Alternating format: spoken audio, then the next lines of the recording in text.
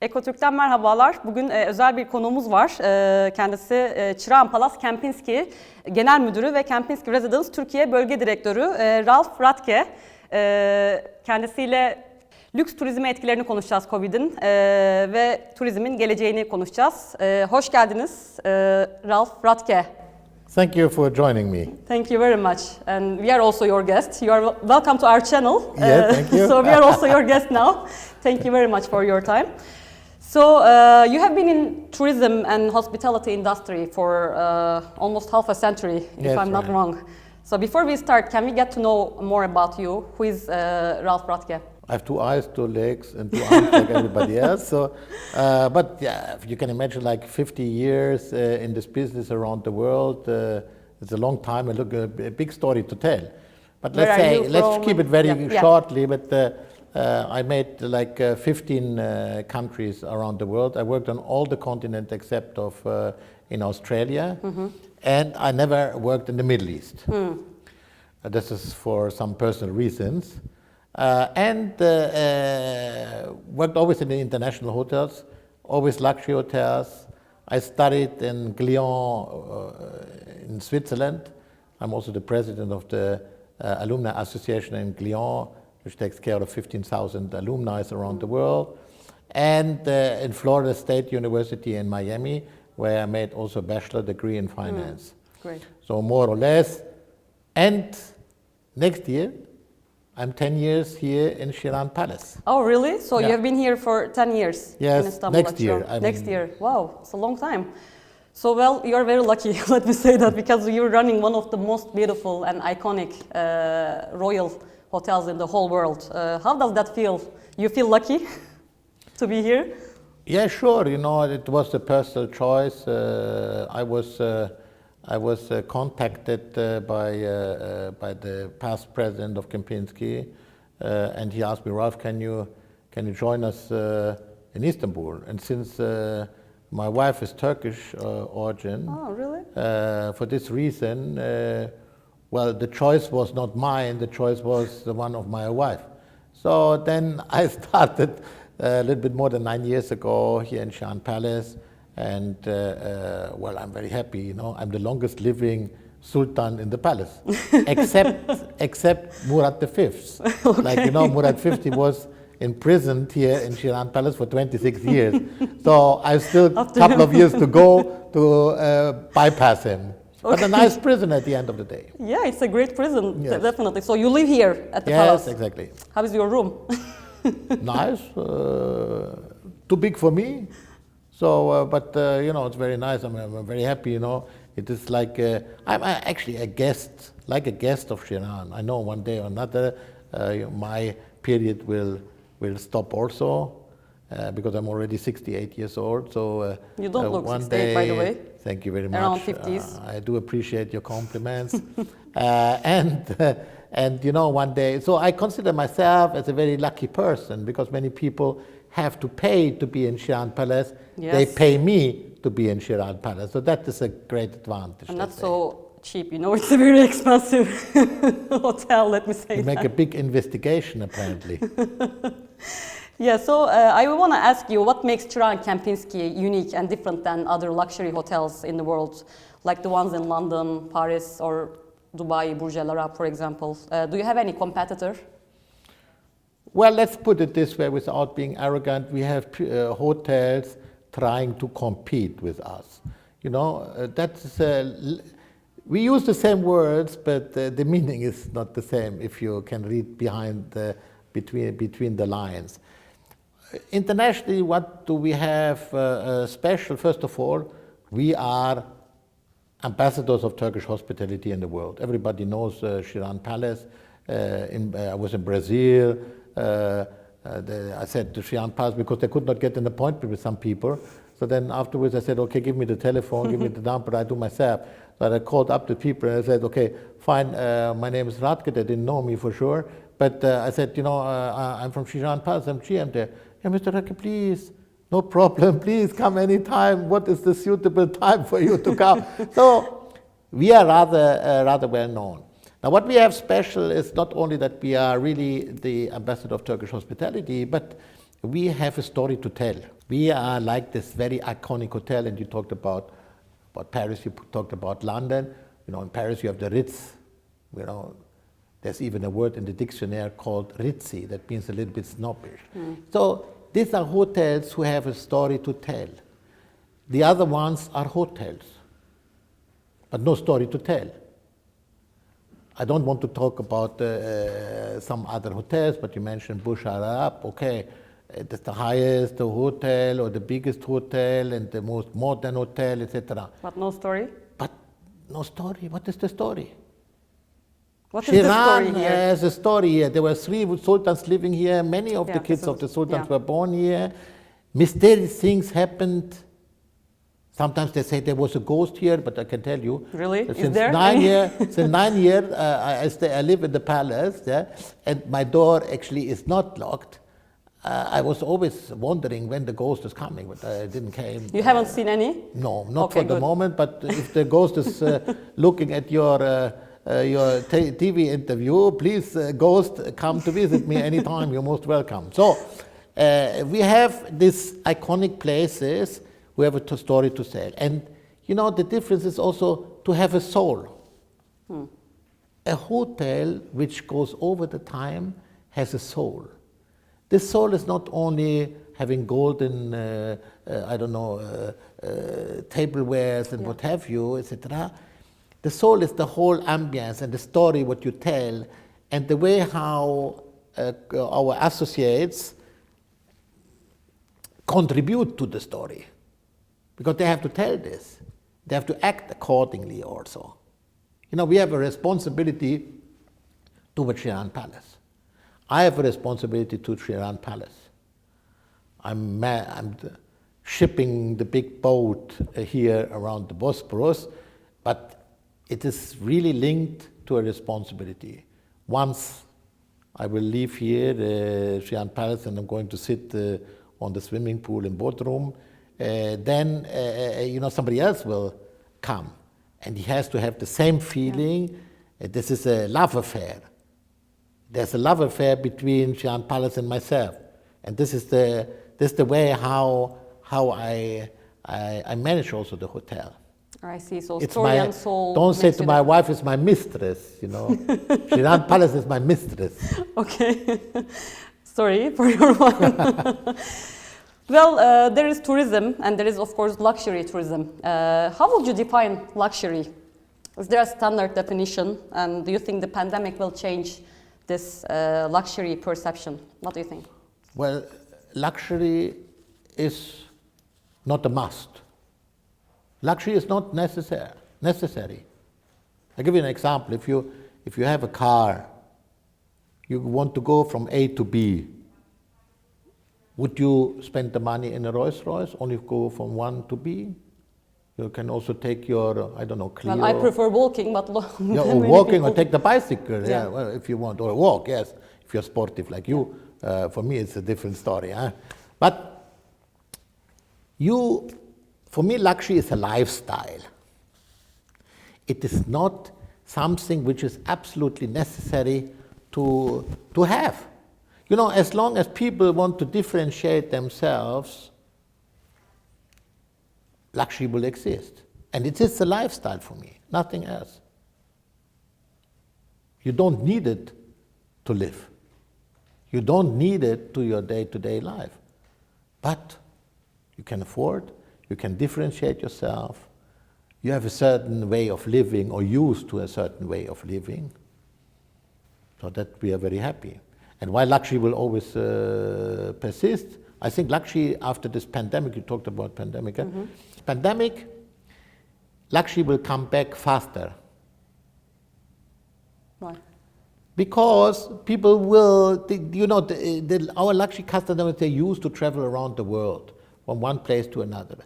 And believe me, also on my bucket list, there are a lot of destinations which I have not seen in my life and would like to go there, even if it's only 2 or 3 days. But I want to be in a safe environment. I want to have the same service as I have in my home, etc., etc. Many people of them, they have people in home taking care of them, big houses. They're used to a certain way of living. So they will travel fast, And they don't travel in groups, they travel in as an individual or with the family, for example. Now, other ones, it's a different story. Flying is the big issue today, because the governments don't speak with the same voice, even in the European Union. Germany does this, even inside of Germany, Bavaria does different things than in Berlin. And then comes France, Italy, and there's a sort of, we say in French, cacophonie. That means everybody is talking, and sometimes, nobody knows anymore what are the rules and regulations. They change all the time. It's exactly like that now. So, at least in the European Union, there should be a common approach with the pandemic and with the flying and so forth. I think in Turkey they managed quite well. We managed here quite well the pandemic. Yeah, I will come to that actually. When did you start taking the measures during the COVID? And what kind of measures you have taken? Well, because you have to keep the luxury standards at the same time. So how did you manage that? Absolutely. We are not a hospital. We are a hotel. We have still to provide a luxury experience to our customers. Now, the challenge is actually to balance this. Too much security makes people unsecure. It's an old saying, and it's the truth. Now, we were rather lucky because our hotels, and we have quite a lot of hotels in China, like Kempinski hotels, and when it started there, took contact with the people there in China, with my colleagues, I said, God damn, what is this?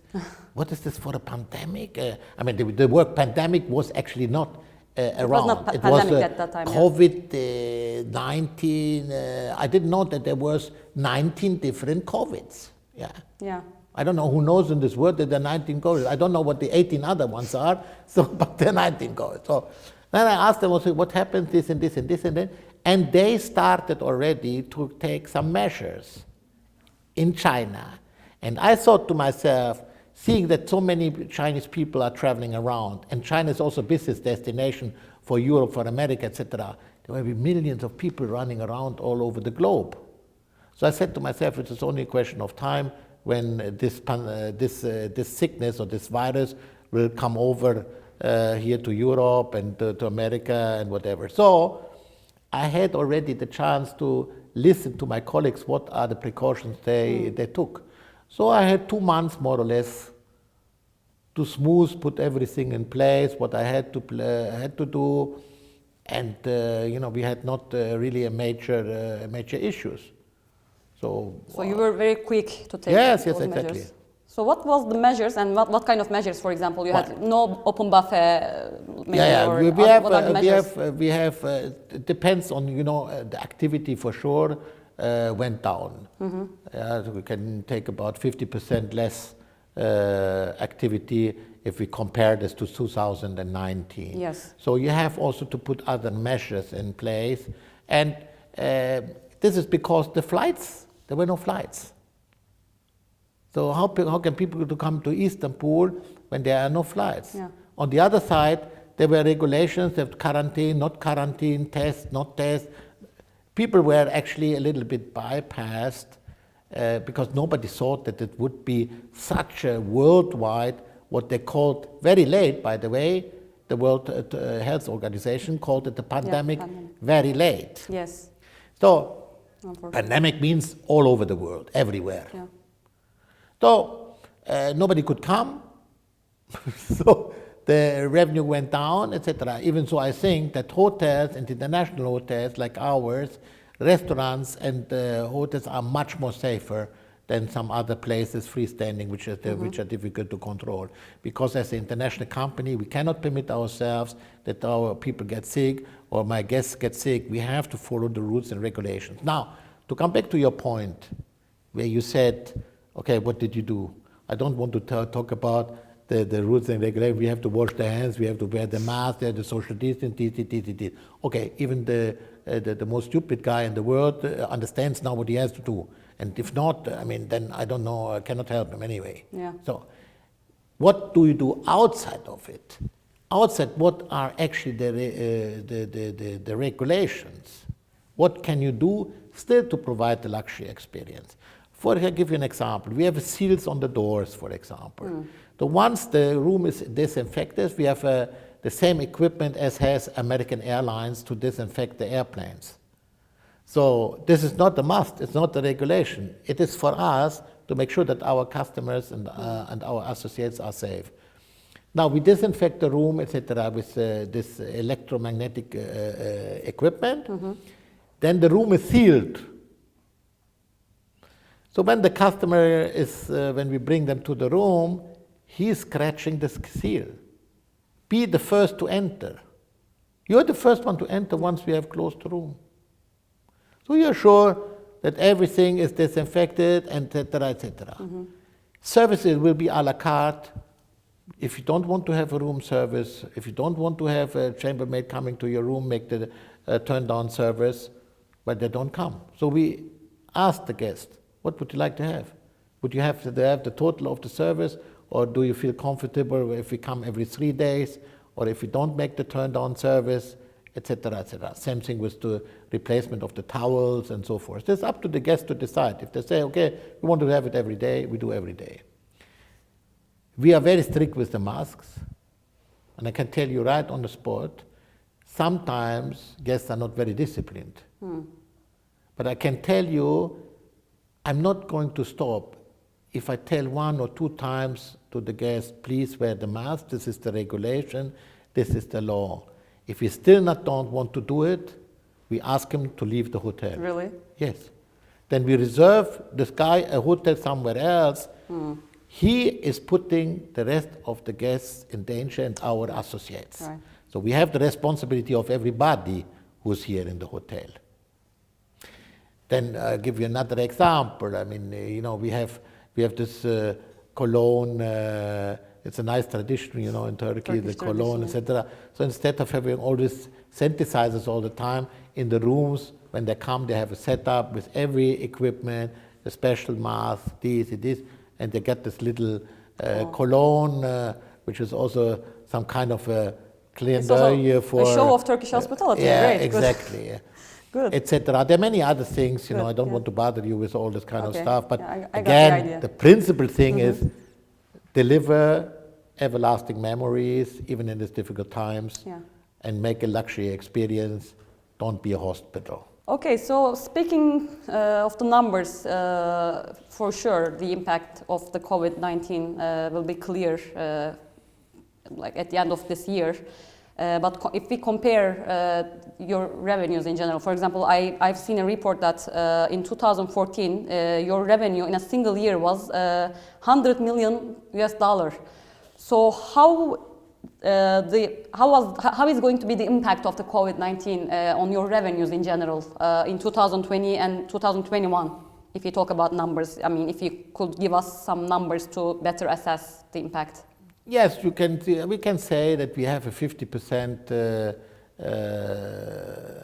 loss in revenue. That's a big number, yeah. This is not really a secret. 100 million, yes, we made the highest revenue actually in the whole city in 2014. So we did something right. Now, unfortunately, we are with 50% more or less. Also, occupancy for sure dropped. So we are running maybe with an occupancy today between 30 and 35% year to date from the 1st of January to the end of November. Okay, in summer we had good summer months, for example. Summer was rather good, but January, February is traditionally very low season months every year. So even maybe this year, even less than before. Yeah. Because this pandemic and the fear factor to travel is not finished. Yes. And even so, we talk about these vaccines. Some countries are very well organized already for this, for the vaccine, because you have to make centers. I'll give you an example. For example, in Germany, the old airport in Tegel in Berlin, the airport was closed, they moved another one, so they transformed the airport into a vaccine center. So maybe a good idea to pick up in Turkey for Atatürk Airport, to have They Yeah, have it's a good half of idea. Atatürk Airport or part of Atatürk Airport transformed into a vaccine center. Yeah. The vaccine, just take it in a normal way. 2021 will be not a fantastic year. Mm-hmm. We had a discussion on the World Tourism Forum. Travel Forum, and where the Vice Minister said everything will be fantastic in 2021. I can unfortunately not share this point of view. The vaccine thing, you only have to see if the vaccination is efficient. They say between 60 and 70% of the people should be vaccinated. I give you an example. You have about 80 million people in Turkey, more or less 80 million. Maybe there are a couple of millions more now, we don't know. But 80 million people. Now, 60-70% of this 80 of this people is about 60-65 million. Now, how do you think how long it takes to get this 65 million vaccinated? Yeah, it will take some time. It takes more than a year. Huh? Sure. So most probably there will be also then some priorities. Most probably the elderly people who have already a health problem will be vaccinated first. Then comes the doctors and nurses and the people who are taking care of the elderly people in homes and whatever. With risk people, they will be the first, etc., etc., etc. There will be some kind of a organization how to proceed with the vaccine. Where are the priorities? Saying that in these times people will not travel like they traveled in 2019, etc. So you think even after the vaccine is kind of common, the habits probably or the fear of traveling will continue for some time. This is what I believe, right? yes. That's what I believe, yeah. Independently of the change of the travel behavior of the So it will change maybe for good. I mean, the habits of the people for a very long time. Yeah, maybe. some of them will remain for the next 20 years. So you are kind of adapting yourself to those kind of possible changes then, right? Yes, it's, yeah. The thing is, let's say everybody is vaccinated. There will things which will remain. I don't believe that we will have huge conferences and whatever it is. What about weddings? I think they change. Not the groom and the spouse, but maybe a wedding is divided into 3 weddings with the same person for sure. But in a sense that you say, okay, I have one wedding with my family, with my very close friends, etc., etc. Maybe then another one I have with the larger audience of my friends, and maybe one with my business partners, or groups. I don't know. Yeah, maybe groups. this is only one. Let's say it's just quickly thinking like this. Yeah. But I think we have also to adapt the way how we look at weddings tomorrow, and meetings. You know. Hybrid, Hybrid meetings. Yeah, sorry. yeah. And I believe these big meetings will remain like this. Because it's cost saving. Yes, it's more efficient, yeah. It's more efficient, and and especially cost saving. I mean, it's a really cost saving. You don't need to pay for the plane, don't need to have the hotel room, and then he's on a big screen and communicating with everybody. Yeah. And some of the people who are locally there or very close by, they will come, yes. Yeah. No. So lots of changes will stay Yes, forever. I think there will things will right. change. Other things will not change. Hotel business has never changed dramatically.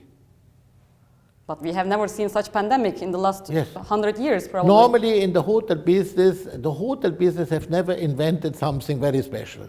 The hotel business has always followed other ones. We are talking about revenue management and so forth, what at the time we called it yielding. It came from the airline business. So then we adapted this one.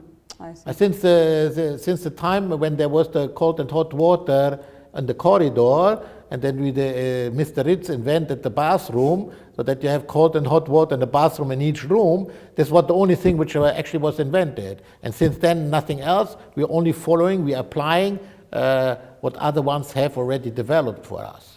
Mm-hmm. You see my point? Yeah, I see. Yeah. It's not very negative. I don't want to be negative about the hotel business. No, it's not negative, but it's realistic. It's a realistic point. So my last question will be about, you're not only doing tourism here, running a hotel, but also this is a center for diplomacy, because most of the leaders in the world stay in your hotel when they visit Istanbul. I think a few weeks ago, Mr. Pompeo was here, for example. Yes. So how is your experience with them so far? And which guest made you really happy and excited till now, for example, I wonder? Well, all guests make me happy. At the end of the day, we are very happy that they choose Çırağan Palace, first of all. And secondly, most of the time, 99.9% of the people are happy when they're leaving us. Happy in the good sense of word. Yes.